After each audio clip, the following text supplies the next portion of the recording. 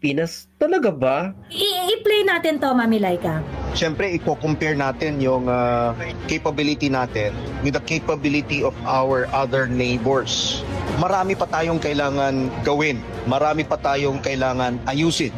But as of now, personally, I can say that we are already a world-class army. World-class armed forces. So kayang-kaya natin. We have the capability, kaya natin i-depensa ng ating bansa, pero ang sinasabi ko po, kulang pa, no? Kulang pa. Because if we consider the entire archipelago, ay hindi kaya nung current na kagamitan natin na i-cover yung entire archipelago. In fact, sa ngayon, nakafocus lang tayo dito sa West Philippine Sea, sa northern part ng ating bansa, ay nakita na nga natin na kulang pa ito. Kulang pa.